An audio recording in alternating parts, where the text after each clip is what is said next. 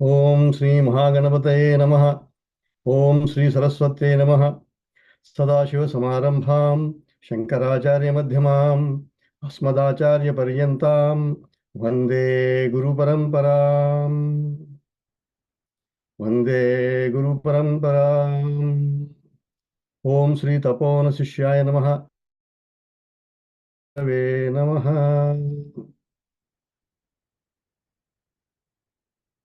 We chant the Shanti Patha, Shanti Mantra, which is a tradition for Upanishads. So this is the Samaveda. So Samaveda Shanti Patha is what we covered last week. So we chant it. It is projected on the screen. Om Apyayantu Mamangani Vak Pranaschakshushrotramatho Balamindriyani Cha Sarvani Sarvam Brahmopanishadam Maham Brahma Nirakuryam Ma Brahma Nirakarot Anirakaranam me astu tadatmani nirate ya upanishadsu dharma te mai santu Om Shanti Shanti Shanti. Shri Gurubhyo I want to mention Samaveda, the swara is lost. Because of that, it is chanted like prose. Okay, it's read like prose. Also, some people have developed a swara based upon their skills. So I learned the swara from some of my Chinmaya Mission teachers, Swamini Sharada Priyananda, who came to one of our previous, places where I was living and gave pravachan on Kenopanishad. So she told this that she has prepared this swaram. So I kind of combined her way of pronouncing and some of it is mine as a prose. Okay. So what we just chanted is the Shanti Mantra of Kenopanishad. Last week, at the end of the class, I briefly mentioned that the whole universe is pervaded by Brahman as a part of the Shantipatha. Then I explained what is not Brahman. What is not Brahman is matter and energy. And the characteristics of them, I gave 5 characteristics.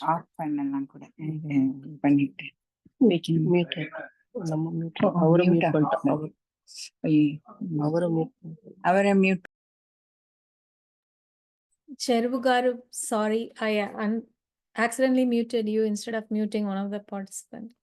Sorry. Can you unmute yourself, please?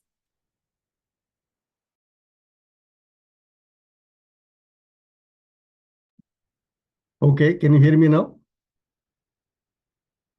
Yeah. Yes. I unmuted. Yes. So the properties of the matter and energy, if you remember 3 main properties, it is enough. One of the properties is, the first one is, it is object of experience. Drushyatvam in Sanskrit. Number 1. Number 2, it keeps changing. The changing lakshana is of the matter. And third is temporary. It comes and goes. So Agama Payino Nityaha, Sri Krishna says, changing characteristics is called Vikaritvam in Sanskrit.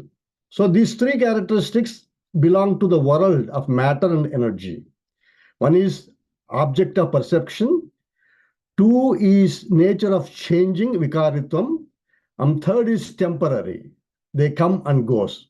So change is different from coming and going. Coming and going means that totally go. Okay. Just like the whole world, the way we see in Jagrata Avastha, completely disappears in the dream Avastha. Or then further states disappeared in Sushuti or deep sleep. Whereas changing is, every one of us are constantly changing, physically, mentally, and intellectually. We are learning new information, hopefully, as we listen to Kenopanishad. That is intellectual change. And spiritually, there is no change. Spirituality is absolutely beyond these three changes. It is not a matter that is seen, no drushyatvam, because it is the subject, it's not the object. Number one. Avikaritvam, it is not a vikari, it is not changing. Agama payino anitya. So when those are sense related worldly things, heat and cold, like that. Seasons, day and night, like that, all these changes come and go. The Atman is changeless. And third characteristic is temporariness, which I said is in the whole world disappears in our dream, and we have a new world called dream world. But in both these cases, waking state and dream state, we have a sakshi, which is changeless. Even deep state also, the deep sleep state also, there is a sakshi, which is witnessing deep sleep. That's why when we wake up, we say, I have slept well, because the sakshi is witnessing, but there is no mind to express during deep sleep.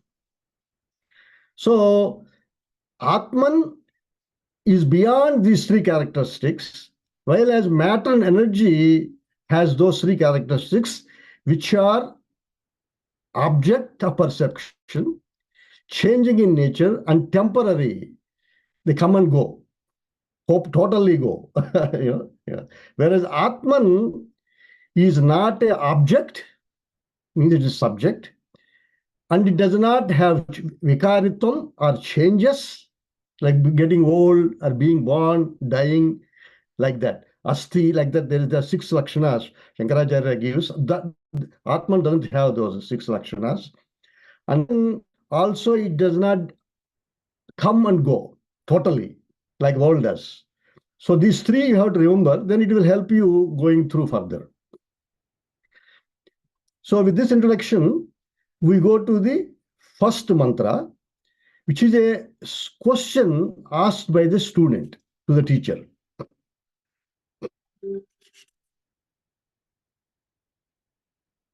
Om Keneshitam patati preshitam manaha Kena prana prathama praiti yuktaha Keneshitam vachamimam vadanti Chakshusrotram kaudevo yunakti.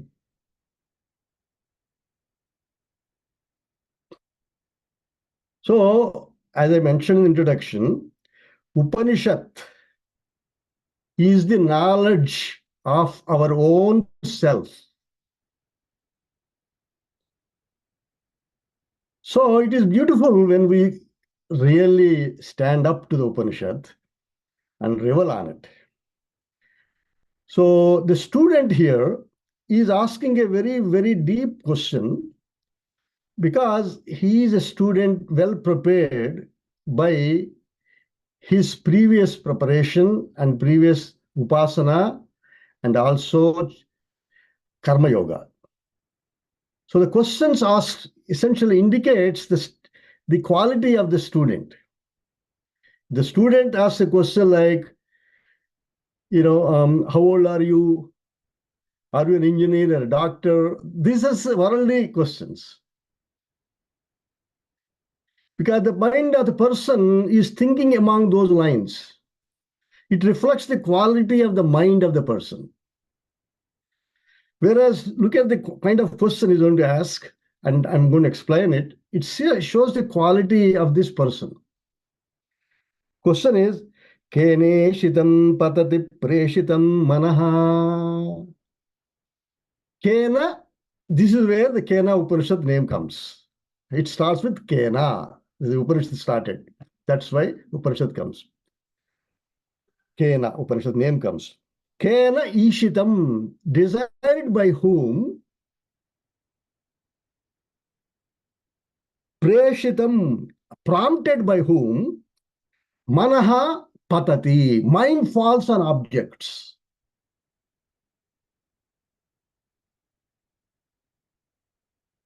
Number one.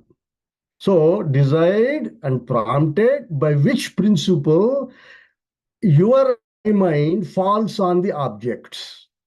That's the first. Kena prana prathama praiti yuktaha. Second line. Kena, by which?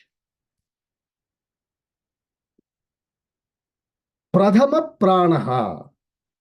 The main prana or mukhya prana is called yuktaha. By whom enjoined, ordained, or prompted. Pradhama pranaha praiti. It moves about. Prana is going up and down. Swasa, niswasa, and also in the bodies. Prana, apana, vyana, vyana, udana, samana, like 5 pranas, pancha pranas are there. Prana, apana, vyana, udana, samana. These are all controlled by the mukhya prana. So this question is, this person asking the mukhya prana, ordained and prompted by whom the mukhya prana goes up and down. Praiti means moves about. Kene shitam vachamimam vadanti. Desired by whom people talk.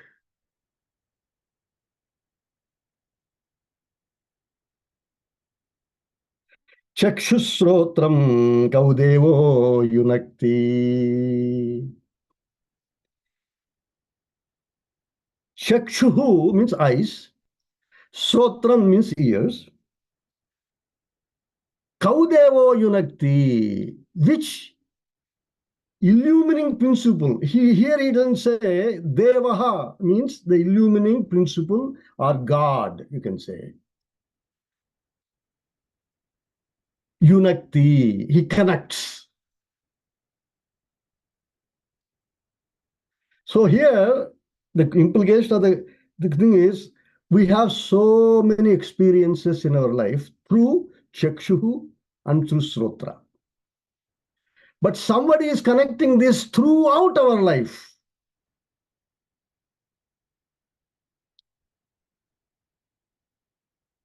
If he is connecting throughout our life constantly, that Deva, that unseen, intelligent, illumining principle, that Deva, that's why the word Deva used. He did not say Manushya or Deha. He did not use Deva. He used the word Deva. Jyotanatva Deva, that which is illumining. Jyotanat Deva. That word Deva is very crucial. He used it in the 4th line. So, Yunakti, which connects all the experiences through organs of perception in this case. So, the question is, the student intuitively has a sense that there is a power that is running this show. I'm not running the show. I have a sense that there is a power behind this running the show on the screen. I mentioned the last class that Upanishad is fundamentally taking you to your own self Within that self, movements are taking place as nama and rupa. For example, when I hear chakshuhu, chakshu is eyes. When I see something, I see rupa, but nama comes to my mind. Say apple, I see rupa, but immediately in my mind, I'm programmed to say it is apple. In the same way, chakshuhu, in the same way, srotram. Somebody says apple, that's a nama. Rupa comes to my mind. So nama rupas are actually experiences that actually connected in my heart, in my mind and intellect. I don't make any effort. Somebody is connecting it. Kau Devo Yunakti. Who is that Deva and that connecting power? Please tell me. That's the question.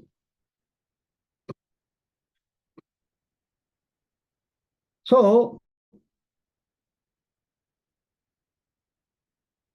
basically, the student knows life is nothing but a flow of namas and rupas, names and forms. For example, I'm talking here, you are hearing namas, sounds, and then you are connecting it in your heart.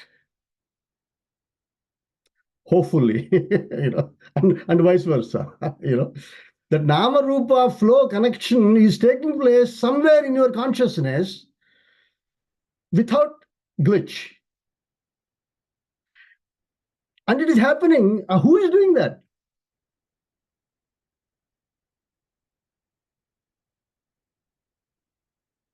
So to make this a little bit more clear, I will tell a couple of slokas from Bhagavad Gita, one sloka from Bhagavad Gita and one from Dakshinamurti Stotram, to kind of put it into perspective. That way you have much more clarity. One of the slokas in Bhagavad Gita, Bhagavad Gita chapter 2, 13th verse, Dehi nosmin yadha dehe kaumaram yavvanam jara tadha dehantara praptihi dhirastatra na muhyati. Verse 13, chapter 2. Dehinosmin yatha dehe.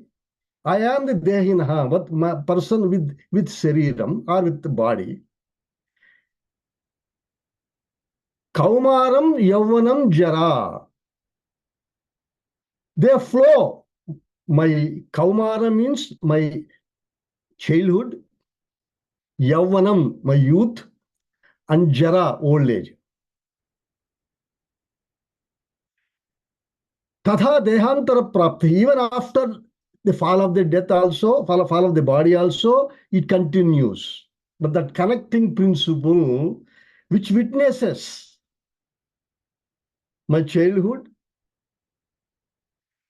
my youth, and my old age, as I am young, I am old, I am baby, like that. That I am. That sense of I-ness, I am. Without any qualifications. I am comes first, then I am young comes next. Because at that point, we identified the body. Before identification, that I am is unaffected, unchanging. It is subject, adrushyam, aviparyayam, changeless. I am exists throughout my life.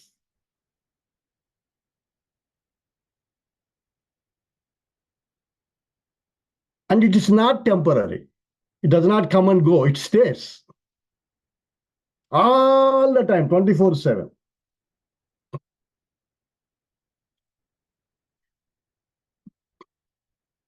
So, but it's all connecting through and through. I am is there. One more sloka in Bhagavad Gita only, chapter 7, verse 7. Matta parataram nanyat kinchidasti dhananjaya mai sarvamidam protam sutre maniganaiva.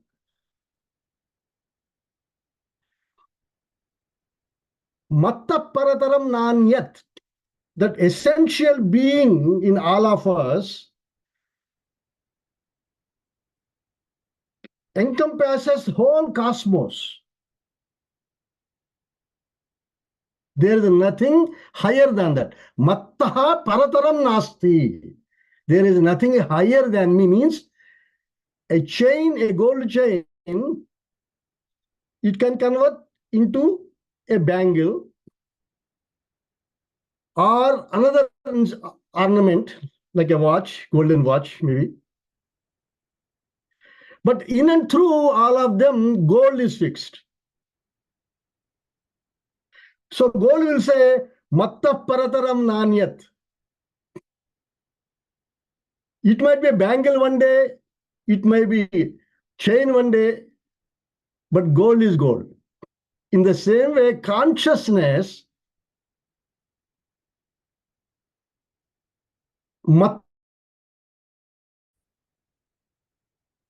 is unchanging, and there is nothing that can replace it, because it is always eternally present, supporting the whole cosmos.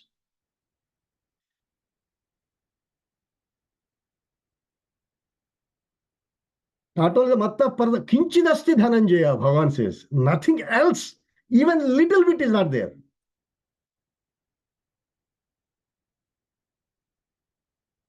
Mai Sarvamidam Protam, the whole thing is woven inside me, different shapes and names and forms. Different names and forms only manifest within the ocean, but the ocean is same. The ocean is saying, Matta Parataram Nanya, nothing is there higher than me in this. That's what you are, we are.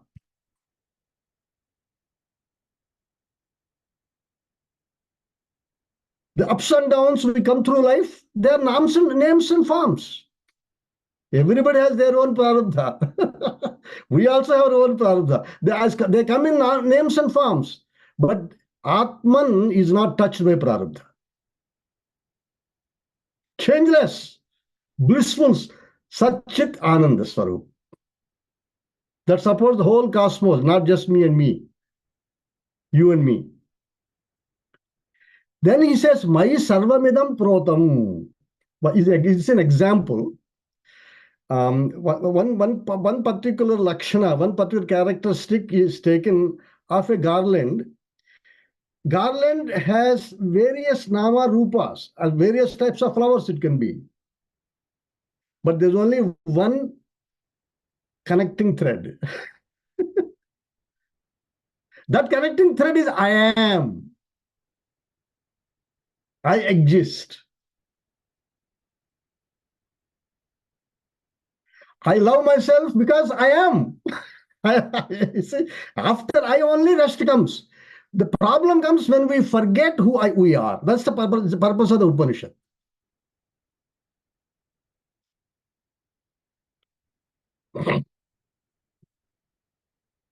Because we have over the centuries of our evolution process, we have become externally oriented thinkers. We're starting to objectify ourselves to protect ourselves from the forces of the nature, or enemies, or whatever, during evolution steps. In that process, it becomes instinctive to assume we are the body, we are the mind, and we are the intellect. But a guru is required to clarify that you are that source, because of which all of these appearances come and go, on which all these are projected. That's why Upanishad teaching is required, because our natural instincts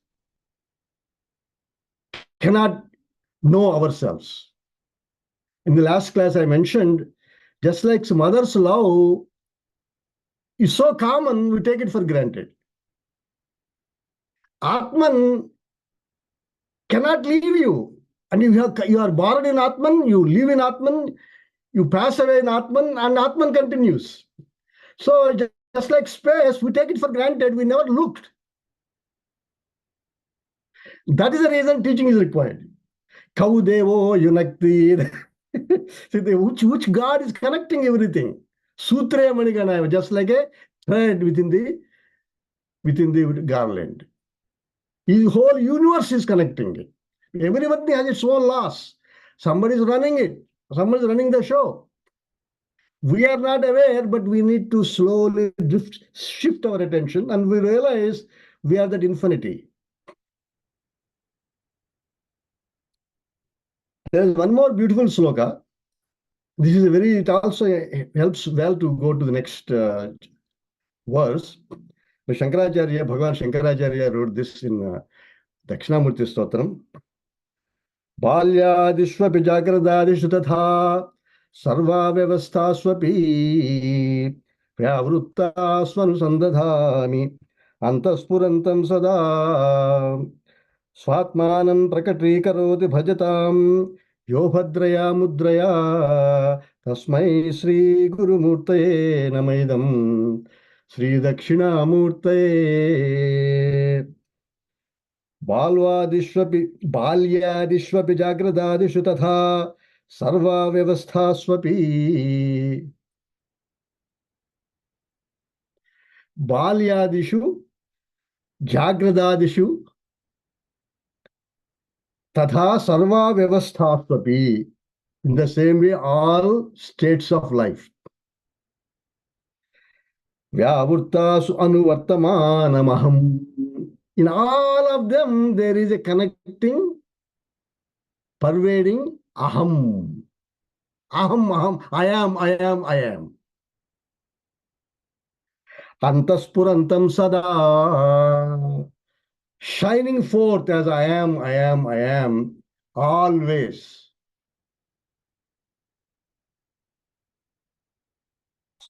Swatmanam prakatikaroti bhajatam. That aham existence principle, I am, aham asti, that existence principle. Who is the one who is prakatikaroti, who is explaining to us? Is Dakshinamurti. Ya Budraya, yo Bhadraya Mudraya. Through this sign. This sign is these three fingers: body, mind, intellect. You might take it. Then this is Ahankara. You, me. It separates using this finger, index finger. Right? That's what we do in life. So that's why it's Ahankara. Now, when that Ahankara, so basically body, mind, intellect, and Ahankara. Now, none of them can function without this finger. This is Atma. If I have to pick up something, I cannot pick up with this finger. I cannot pick with these two. I cannot with this. I have to just take this finger and my thumb. Then only I can function. Same thing with this finger also. It is very difficult to function without the index, without the thumb, because thumb is the Atman. I am. It pervades all of them. In all its activities of the body, mind, and intellect. Even Ahankara cannot function without the Atma. Now, what usually happens is Ahankara is a part of the body, mind, intellect. So Ahankara owns up body and say, my body, it says. Ahankara owns up my mind and say, my mind, my emotions, my life, my children, whatever it is. Okay. Then intellect, my ideas. I am a scientist, I am an engineer. Ahankara reflects itself in these three fields. And then Mamakara will develop. Mama means mine. You got it? No, Bhagavan Shankaracharya in this Bhadraya, Mudraya, the Mudra, Bhadra is take this Ahankara and submit into self, Atman. That's why you bend it. Submit into self. What happens is, now these names and forms that come into the body, mind, and intellect, they just become what they are worth. They come and go. They're objects of perception. They are not real. Atman is real because that is the one, the true support. Ahankara is surrendered to that. Once Ahankara dissolves itself through Karma Yoga, Bhakti Yoga, Jnana Yoga, every sensation that comes and goes has no impact on one person. Because you see, this is a separate, standing separate. Ahankara is not now connected with them. It's called Bhadraya Mudraya. Dakshinamurti sits like this. He didn't say anything, he just showed the signature. And the students understood, understood it. You understand? So in this particular verse, Vyavurtvasu Anuvartamanamiti Antaspurantam Sada. In all these Balya, Sushupti, various stages of life, whatever is consistently active,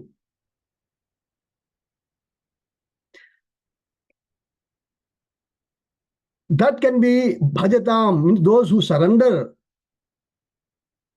to the teaching of Dakshinamurti Stotram, you following the Bhadraya Mudraya, Bhadra Mudra, the world disappears. Now, I should not say disappears. It becomes transactional and it remains where it belongs. Does not control our true happiness. Our happiness is not wedded to the changing objects, emotions, and thoughts.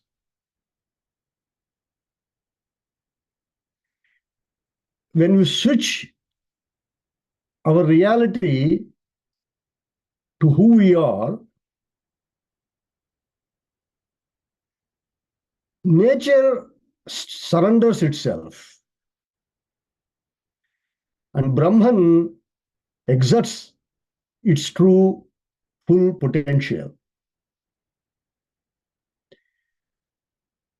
In fact, I like to modify this. We connect to our true potential. Brahman always has full, complete potential. We connect to our full potential. And then we are, nothing more important is in life.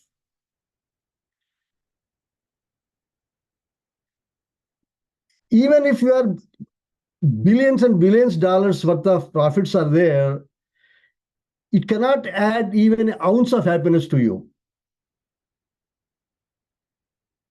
Because you are already full.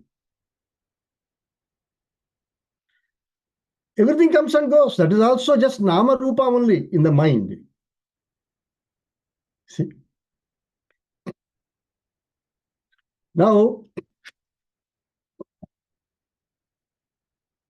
teacher, okay, let me quickly summarize. I went through a little bit extra detail because I want to make sure we get a full view of the depth of the question here. The student is aware that there is a principle that is governing this universe.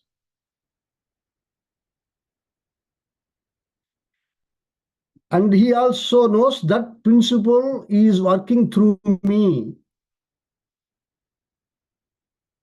And operating my prana is creating situations for my mind to fall on and also uniting various senses into input into my mind.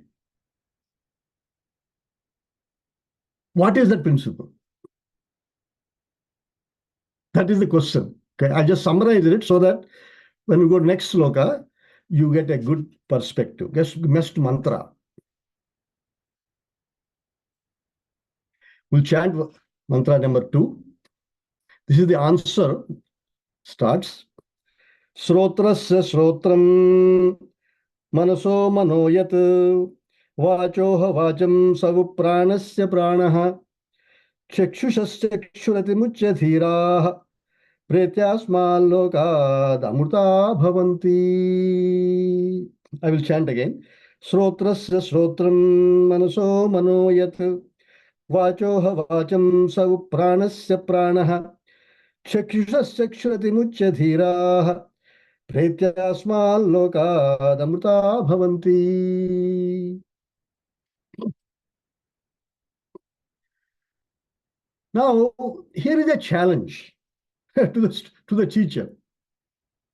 Actually, before I go into verse 2, mantra 2, I want to just say one more thing about first sloka, first mantra. It says, Keneshitam, it started with the word Kena. The beautiful thing about this is, that word is, in Vishnu Sahasranama, the word Kaha comes. Kaha means Vishnu.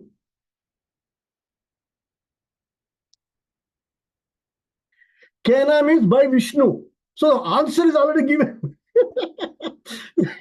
Indirectly, by Vishnu, all of them are done.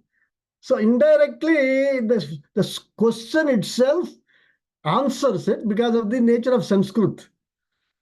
Kaha in Vishnu Sahasranama, Vishnu. And many of you would know that. So that's a very fascinating observation. So I skipped it. So now mantra 2.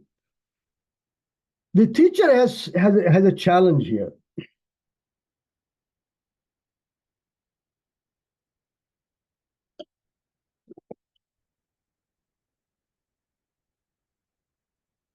Excuse me.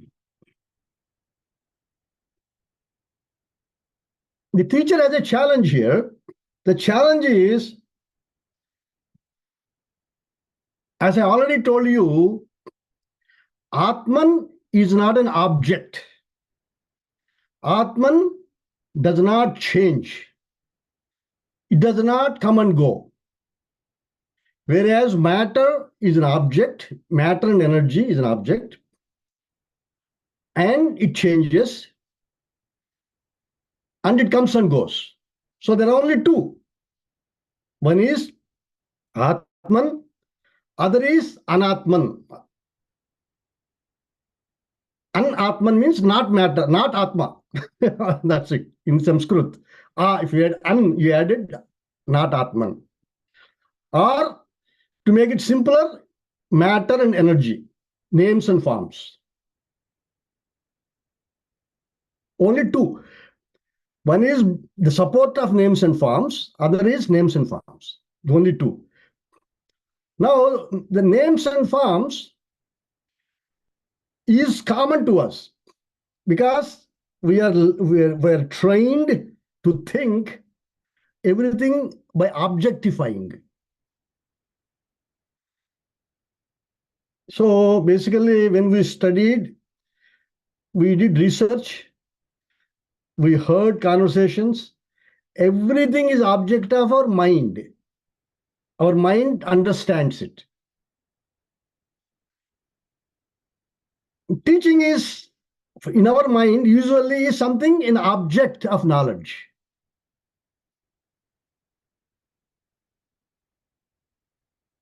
Unfortunately, that doesn't work here. Anything that is an object would change. Drushyatvam, vikaritvam, agamapayinitvam. The three defects are there in that. Today you learn, tomorrow you forget. Anything that is object of our perception, either by physical, mental, or intellectual perception, is only a temporary phenomena. It comes and goes because it is matter. It is not subject. So I'll give an example. If you say, I want to go to Tirupati, for suppose I've not been to Tirupati, for example, I will ask the question, where is Tirupati? How do I go from point A to point B? Then you explain. Then I go as an object. I reach there. I have experience of Tirupati. Atma is not like that. It is self.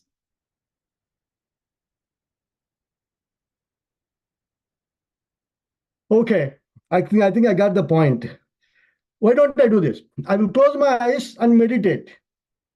Because it is self. It's simple. I don't need a teacher. I can just sit, close my eyes and meditate. Okay. After many years of meditation, you gradually, your mind stops. And you feel calm and blissful and quiet. Fine, good. But then, when you open your eyes, it goes. The problem is, anything you get, you can also go.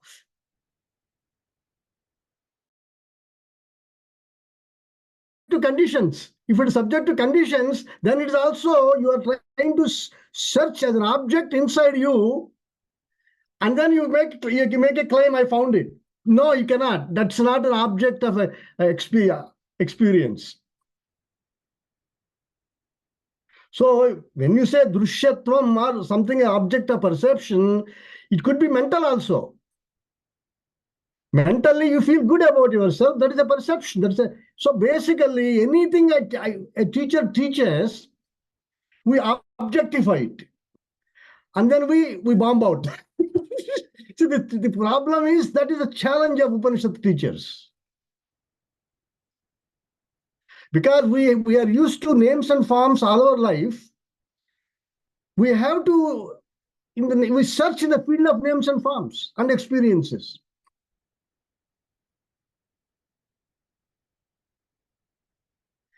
So what is the teacher trying to do is, he is trying to give instructions in such a way you reach that without the ownership of mind and intellect.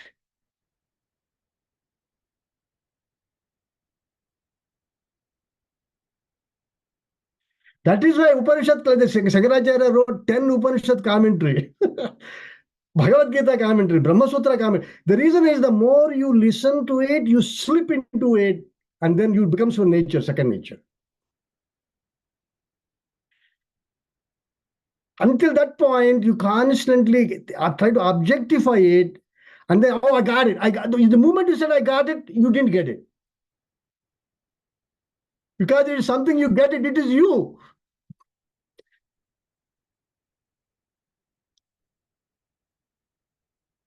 How do you solve this problem?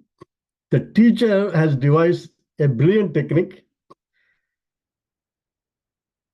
He says, Srotrasya Srotram.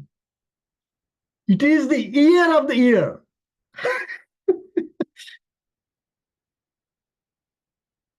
So it is there even if the ear is not there. Manaso Manoyat. It is the mind of the mind. It is a consciousness. Even if the mind is not there, consciousness is there. Vachoha Vacham. It is the speech of the speech. So he is trying to neutralize all the sense perceptions and said, behind all of these, there is a common entity. That Devaha is Vachoha Vacham. Sauhu Pranasya Pranaha. He is also the prana of the prana. Without him, the prana doesn't work.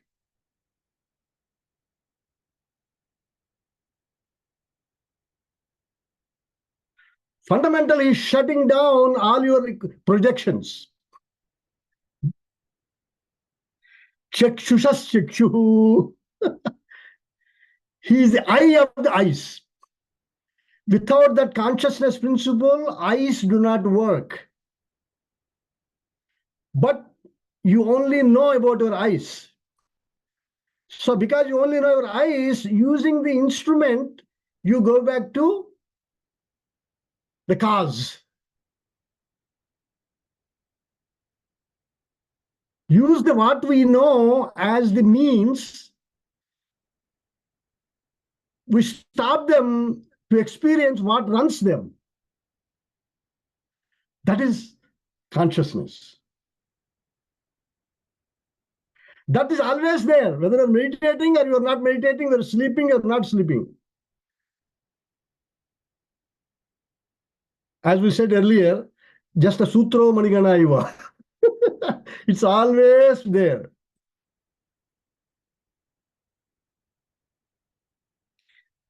So basically, he defined what is Atman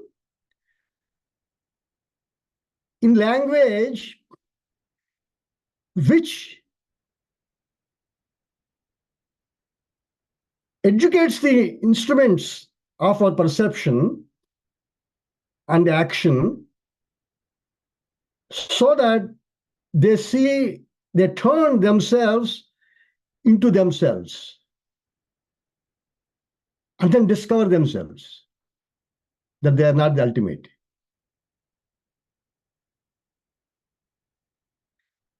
So what is Atman? What is that Deva who unites all our experiences and makes us continue and then also remains even when the body falls?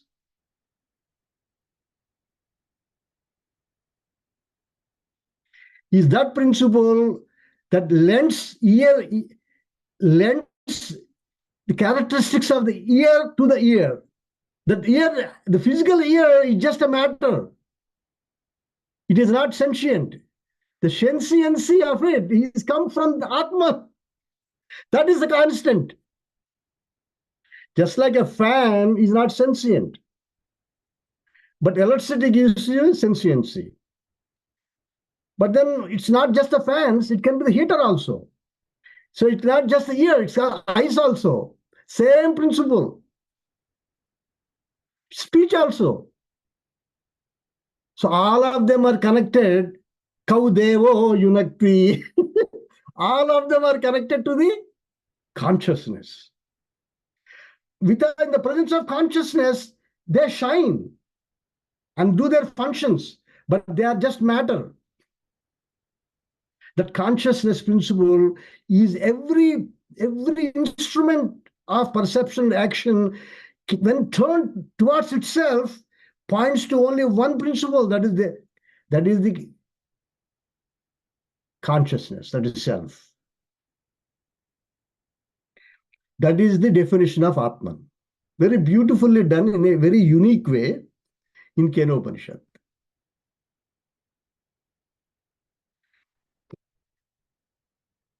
So basically, Atman, as a Atman, it has no Sabda, it has no Sparsa, it has no Rupa, it has no taste, it has no Gandha. Gandha means smell.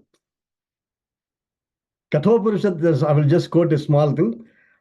The definition of Atma, asabdam sparsha marupamavyayam tatha arasam nitya magandhavachayatu. This is the definition. So that itself has none of these, but in its presence, the particular piece of equipment becomes ear because it is energized in the contextual sense. Because it's not energy as such, but it reflects and gives sentiency to all instruments of perception action. Without the reflection, the instruments don't have sentiency. It's not energy, it is sentiency. Sentiency means chetanatvam. So when you are in all the organs of senses turn into themselves, they discover the ear of the ear, eye of the eye, speech of the speaker, as undivided consciousness. The division takes place at our physical level, not at the consciousness level. So that is the definition of. Very good. See, this second mantra is complete summary of the total Upanishad in a very unique way. Now, what is the phala? Phala means what is the result of this self-realization? That Atman is the eye of the eye, ear of the ear, speaker of the speech, prana of the prana. So prana also has no real capacity without the Atman. Prana means a physical attribute of various senses that to function.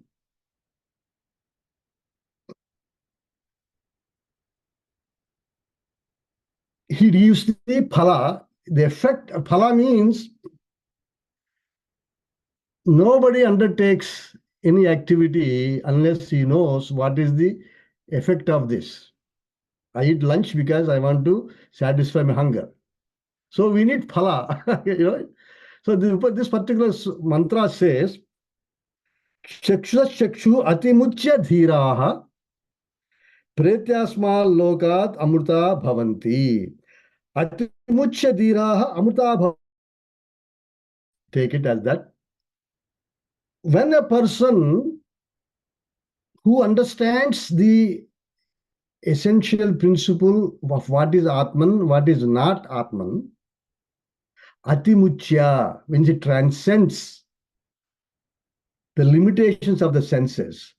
Dhiraha means a qualified person. Amruta bhavanti. He transcends the fear of death, fear of loss, fear of losing something. So death is not just one-time event. Death is a continuous event for those who are weak.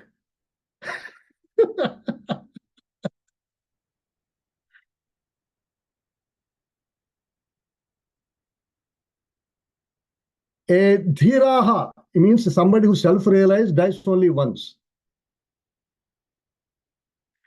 Who's ignorant dies every day 10 times. Because he's constant identify the body. As soon as he wakes up, he's worried how the body is doing. As soon as he wakes up, my mind is down today. But constantly is thinking about this kind of stuff. Changing stuff. When you're constantly preoccupied with the changing material world and not the source behind it,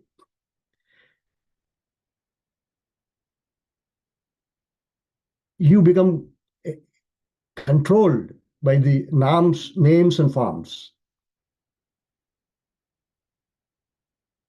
I hope the words names and forms are now clear to all of you, but I will repeat. When I say names and forms, the world of experiences.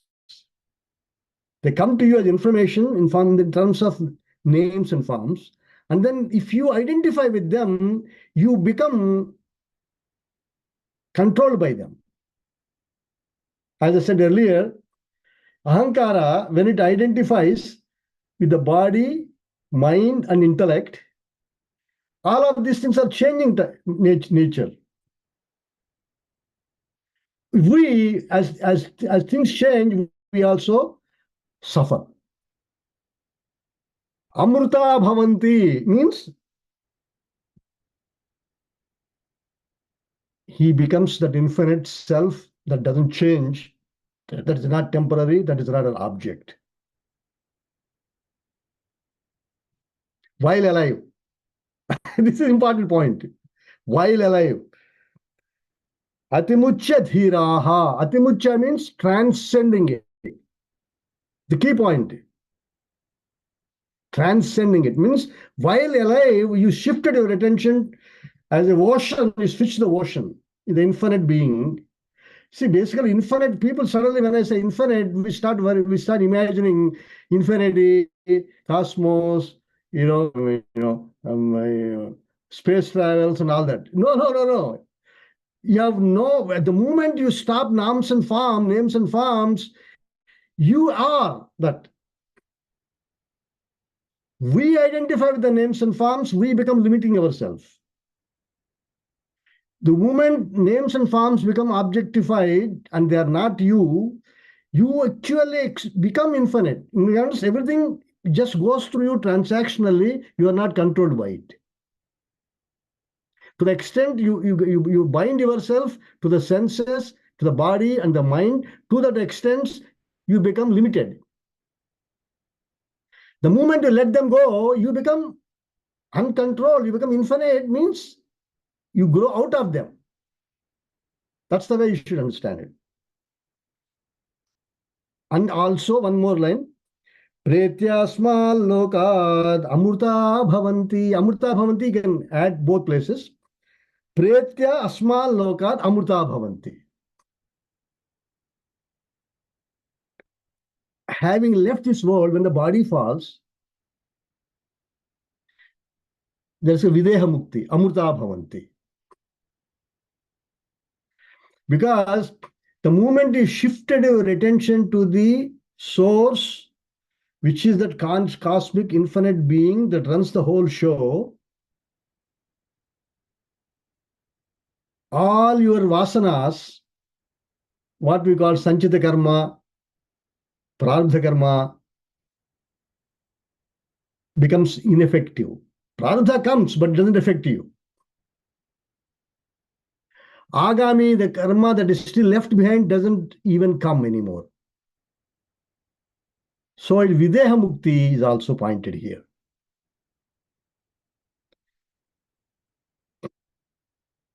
So we have just one more minute. I will quickly summarize what we learned today.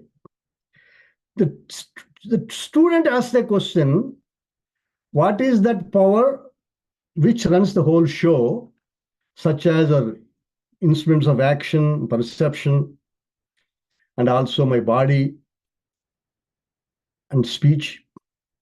And who is that intelligent force that connects all of them? Because I know I'm not connecting, it is happening automatically. Because I know my childhood, my youth, my old age. I didn't even know I'm connecting it. Who is doing that? Who is that Deva, which is unseen principle that connecting?